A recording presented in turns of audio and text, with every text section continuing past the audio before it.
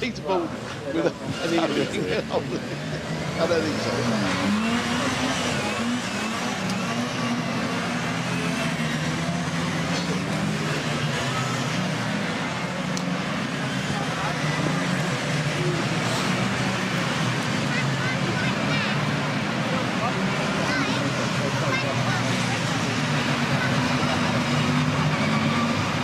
This is going to be an absolutely storming race. Yesterday, we had 8 cars going for the race lead. It was completely in doubt to the exit of the chicane on the last lap. It was an absolutely stunning race. And it was won by Chris Morgan, his first win of the season. It was the only time he led coming out of the chicane, but it was enough because he won the race. We had a win at Croft for Lee Deegan, and also a win at Croft for Aaron Smith. Chris Morgan, there he is, the man on pole position. Our third different winner of the season thus far, 3 races held. The grid is based on a driver's best lap time out of yesterday's race, and it means then that Chris Morgan starts on pole position with former Miglia champion and 7 champion Kane Aston for company. Then it's Lee Deegan on the second row with the Mini 7 Racing Club's commercial director Colin Peacock for company, ahead of Jason Porter and Aaron Smith. Nick Padmore, experienced driver, last on the Toka package in Ford Fiesta days in the 90s. He will start 7th. Sam Summerhays for company, ahead of Alex Osborne and the 2011 champion Welshman Endaf Owens. Then Robert Howard and Joe Thompson back out. We saw him in the 7 race earlier. Darren Moon racing here for the first time is alongside James Cuthbertson. Martin Wager in the ultra-smart family car that Dad Richard used to race for so many years is alongside Wayne Greyer. Then it's Mark Sims next on the grid. He once ended up upside down here, a moment he's keen to forget. He's got Paul Simmons for company. Then it's Peter Arnold and Niven Burge, with, all being well, double champion Rupert Death on the grid. He's had another engine change overnight. Peter Harris, I fear, is not there after dramas yesterday. Then the Mini Libra class, 66-year-old Phil Harvey is on the class pole position. Rob Davis, who's won all 3 races thus far, is alongside him, ahead of Josh Evans and Steve Baker. On the next row, Peter Hills and the experienced Peter Cruz, 71 years of age now he is, with Justin Cooper at the back of the grid. And all being well, Dan Lewis should be there, but I did fear I'd seen that car stop on the outlap, so I have a horrible feeling there will be one gap at the rear of the grid if he can't get himself back up and running. So the Mini Miglias are the ones to concentrate on, in fairness, at the front. 1293cc engines, flared wheel arches. These are proper mini touring cars, and around here, Tim, they are going to give us a great race. Yeah, racing on slick tyres, and they are quick, as you say, 1300cc as opposed to 1000cc that we saw earlier in the Mini 7s. Man to watch, I think, in this one could be Nick Padmore, very well-known historic racer. He was on pole for yesterday's race, but got a little bit boxed and mugged in the race, but he could definitely come through. He's in the number 56 car. Father Keith Padmore still races minis, normally in historics. Nick Padmore, Goodwood lap record holder, vastly experienced driver, member of the British Racing Drivers Club, and he will start 7th on the grid, and he's a potential winner, as are pretty much the first, 10 on this grid. Yes. So find a grid sheet, put a pin in it, and predict a winner. Lee Deegan in the orange car, owned by Mini legend Peter Baldwin, who is here cheering him on and offering advice. Lee, whose brother has been a former champion as well. He was racing Lee Deegan in India at the start of the season, had a win in the MRF Challenge, the 1600cc category. It's a kind of Indian Formula 4 series. That was a prize drive for winning the Honda Civic Cup on MRF tyres a few years ago. These cars all run on Dunlop rubber. There is Justin Cooper to slot into place at the back of the grid. So you saw what the 7s were capable of earlier on in the day. Now the Dunlop Mini Miglia Challenge, supported by Mini Spares, is good to go. These are the quicker cars, 10 laps ahead of us, and we are good to go racing then, with the man on pole position being yesterday's race winner, Chris Morgan. Lights go red. Who is going to make the best start then as the lights go out? We're racing. It's a good getaway by Jason Porter from the 3rd row. Colin Peacock's away nicely. Bogging down though, Kane Aston. They all seem to stream past him on the in and the outside as they go down towards Allard. So it is the pole man, Chris Morgan, who hits the front. Colin Peacock going after him. Also, they've got the pink car of Aaron Smith up from the 3rd row of the grid. The orange car of Lee Deegan has lost a spot or two, and it's side by side for the race lead. To the outside line goes Aaron Smith.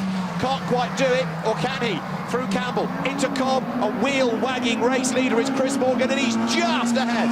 Yeah, he made a great start. They're not easy to get off the line, these cars, with a lot of grip at the front and not too much power, so not easy to get off the line. But like all the front-wheel drive cars, they need temperature in the rear tyres before they'll grip, and Chris Morgan found that out turning into the complex. Did he ever? So he's still there, just about in the race lead. Aaron Smith in the pink car second, Colin Peacock is third there, and Daf Owens up from 10th on the grid. He goes fourth. It's Lee Deegan in 5th place-ish. Nick Padmore is down in 8th as they come up towards Church for the first time of asking. Phil Harvey, I think, going nicely ahead of the Mini Libra class, and we have got 1 or 2 false starts being investigated. We'll come to that in a moment. As what have we got for the race lead? 3 of them. Deegan goes to the outside line, which now becomes the inside out of Brooklyn to the chicane. They go 3 wide for the race lead. On the inside is Morgan, in the middle is Astin, and also trying to squeeze up and past them as they come into the chicane for the end of lap number 1 is 85 Sam Summerhays. He's had a good first lap from 8th on the grid. So far so good. Look, they all wriggle their way through, but Morgan it is, hanging on to the lead. Yeah, he was very brave, wasn't he, on the brakes into the chicane at the end of that lap, because the other 2 were past. Watch this start, and it's Kane Astin that gets the bad start nearest us. He's just moving a little bit there, but then it bogs down off the line, and through from the 3rd row, Colin Peacock makes a good, or 2nd row, made a great start. Did indeed, and now he's under attack, isn't he? Because you've got Lee Deegan trying to get in on the act as well. So the leaders swing their way through. There's Daf Owens hanging on a 4th place at the moment. And now to the inside line in this battle for 2nd place is Aaron Smith, but it's Sam Summerhays, 85, up alongside him. Sam, who's come from mini stocks and junior banger racing. 3rd, no less an accomplishment, Sam Summerhays. 3rd place in the Reliant Robin World final, don't you know? And there he is, 3rd in the race. I didn't even know there was such a thing. You've never lived. If you've never seen it, you've never lived, I tell you. Yeah.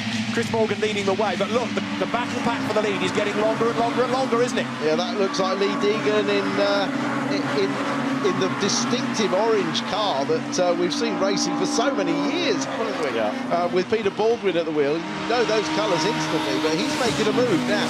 And so is Nick Padmore in the white Swift Tune car. Racer and engine builder Nick Swift here to look after his customers. It's again 3 wide for the race lead. Morgan on the inside. Kane Astin on the outside line, gets all crossed up and around he goes. That takes him out of the battle, but it's Morgan hanging on to the lead with everybody queued up behind him for 2nd place, it feels like. Smith is 2nd, Summerhays is 3rd, Owens is 4th, and there is Kane Astin, who got going again. Look, he was sort of 10th, 9th, 8th, 7th, 6th, 5th, 4th, sideways, facing the wrong way. Yeah, well, his race has gone from bad to worse after the bad start, but I grant you he was a bit unsighted, wasn't he, coming up to the chicane, but he was never going to stop that car.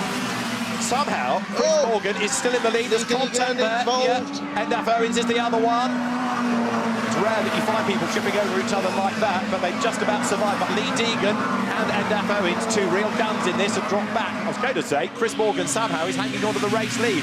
Right there behind him is Aaron Smith. So they are race winners both this season. Smith looking for the inside line as they get up towards Goodwood. Now look who's 4th. It's the white car of Nick Padmore, who learned yesterday, do not lead on the last lap. There's a yellow flag waving there because we've got one car that has pulled to the side of the road.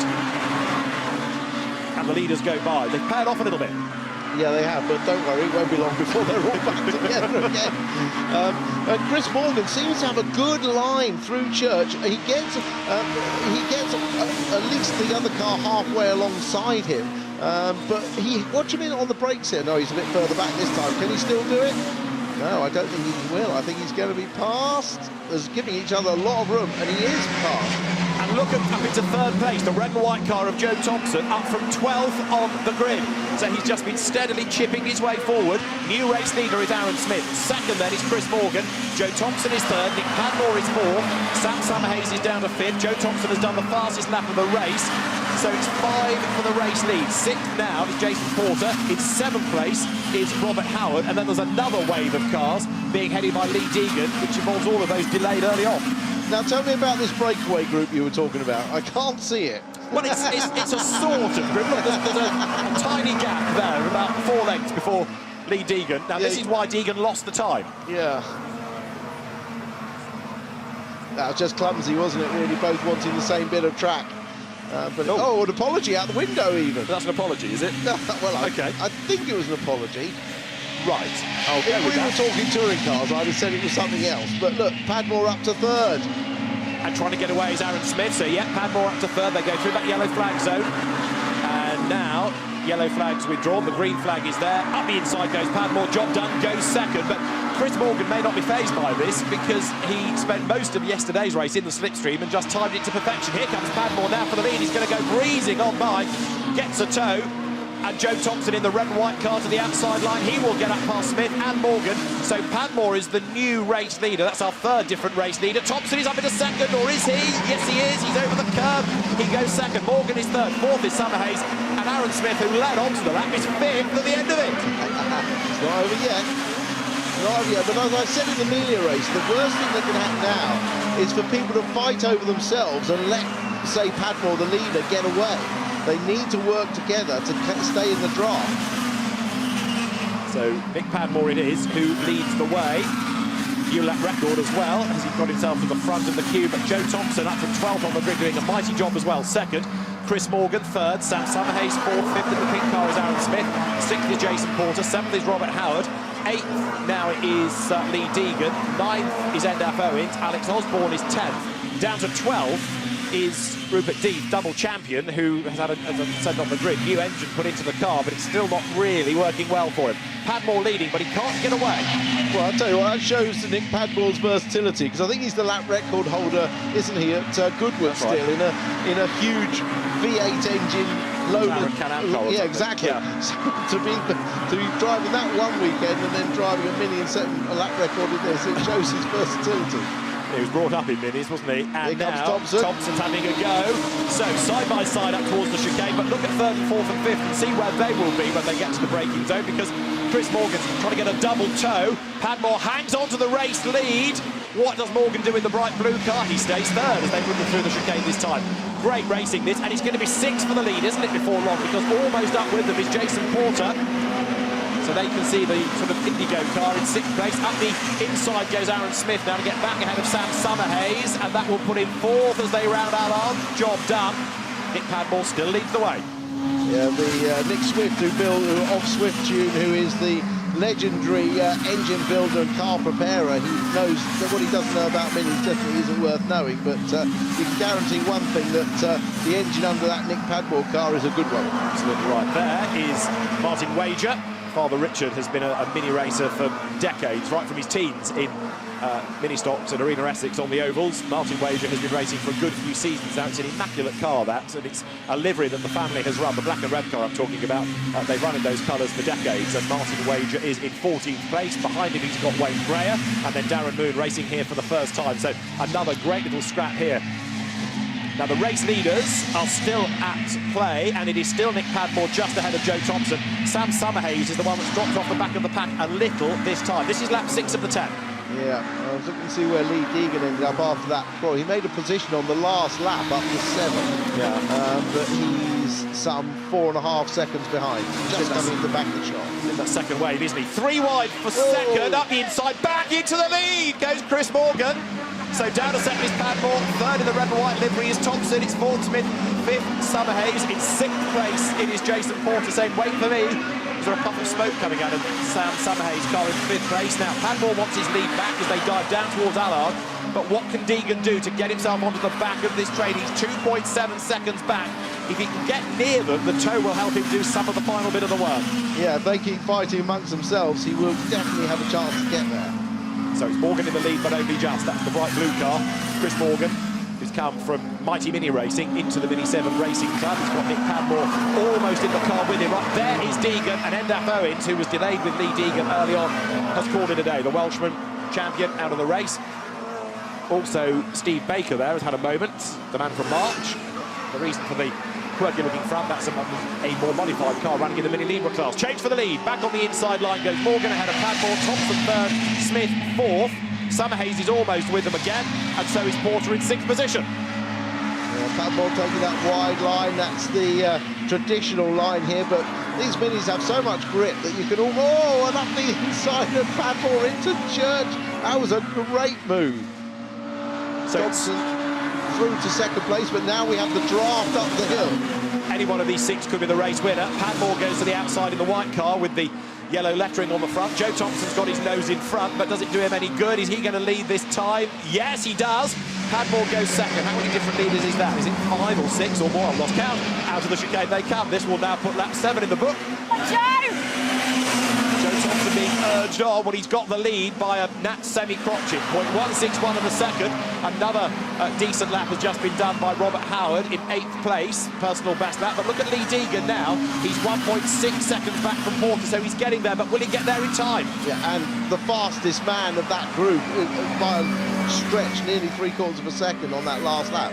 I think he might run out of time unless you have some incidents, but don't count it out. This is Miglia racing.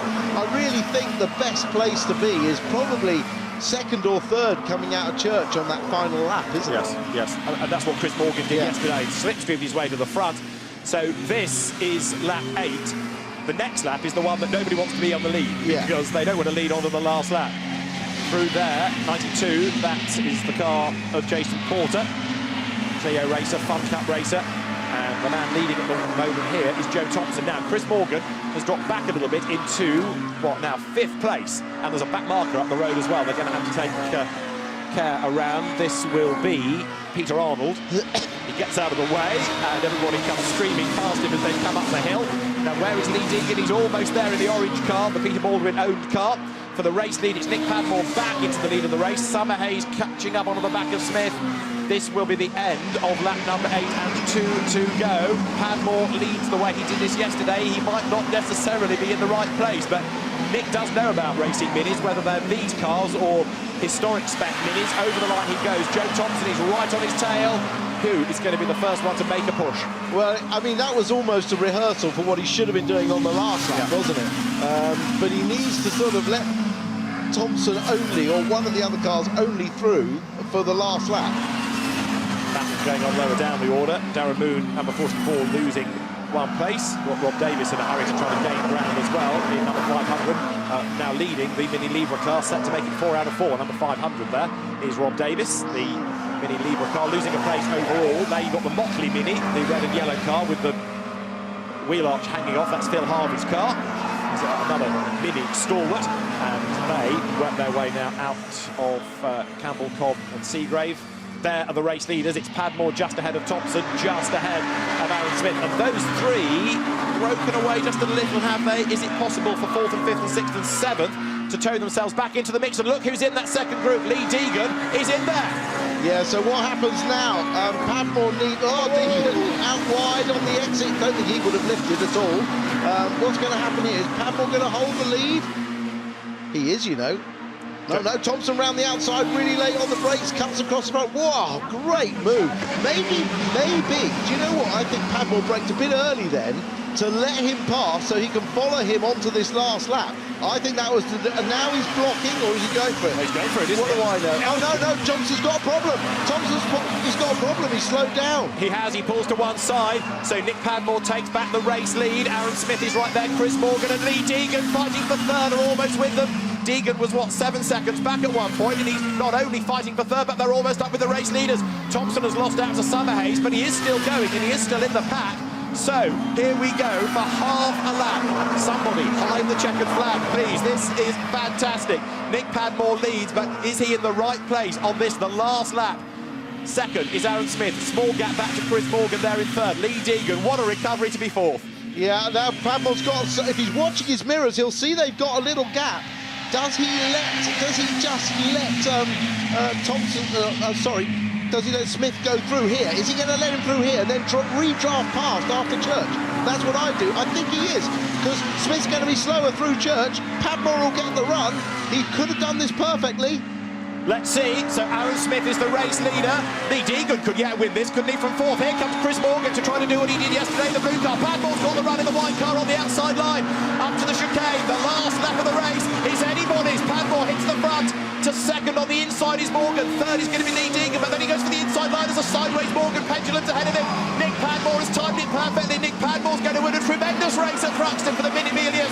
Across the timing line, Nick Padmore wins. What a race for second. It's a virtual Jay Heath as they come across the line.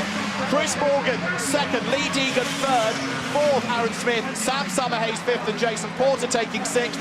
And they're still squabbling. Phil Harvey's windscreen has fallen in on the yellow and red car. There's another one up the curb. Is that Mark Sims? It is. In the green car there, the green Miglia on the inside line. Over the line goes Martin Wager to take the checkered flag. Mark Sims, just with trim hanging off the side, finishes in 15th place.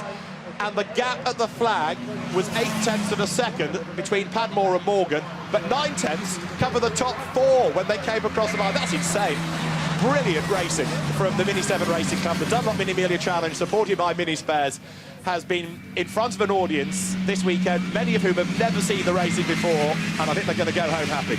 It was great racecraft by Padmore. He did it exactly right. He let the car through, Smith through between Goodwood and Church, knowing he'd get the run at him, executed it to perfection, and the man that I predicted would win. I know all about this mini racing. It shone through, yes. Yeah, yes. I coached him through to the win. Indeed. Well, next, you need to have a go in one of these cars yourself, I reckon. And I do hope that Alan Gow enjoyed what he saw, because there's been a great reception to the mini racing this weekend. It will be fantastic to have them back at Thruxton, or indeed at any British Touring Car Championship event, but it has delivered fantastic racing. And Nick Padmore, who races historic minis, and as Tim was saying during the course of the race, Goodwood lap record holder in early Can-Am machinery, knows all about success, but great versatility. In his early days, he raced at touring car meetings when we had Ford Fiesta Championship events here, and his first time on the Toka package since the 1990s. Great reception, deservedly so, at the chicane grandstand for the Mini Miglia drivers. And just like yesterday, fantastic race. Nick Padmore is the race winner. 8/10 of a second to the good. But, as I said, the top four covered by 9/10 of a second. Fantastic. Nick Padmore wins a great race for the Dunlop Mini Miglia Challenge here at Thruxton, with Chris Morgan, yesterday's winner, taking second, and Lee Deegan, who recovered from being way, way back, third ahead of Aaron Smith, Sam Summerhays and Jason Porter sixth. Seventh, Robert Howard ahead of Joe Thompson, Niven Burge up from the rear of the Miglia grid, and then Alex Osborne in 10th. 11th, James Cuthbertson ahead of Darren Moon and Martin Wager. Rob Davis takes 4 out of 4 in Mini Libra. He finishes ahead of Mark Sims and then Wayne Greyer, with Paul Simmons 17th, Phil Harvey 18th from Steve Baker and Peter Hills. Justin Cooper 21st from Peter Arnold. Rupert Death was a retirement with problems, so too Endaf Owens. Kane Aston we saw have a big spin. Peter Cruz a retirement. Colin Peacock we lost early on, sadly, and Josh Evans didn't even get into the race.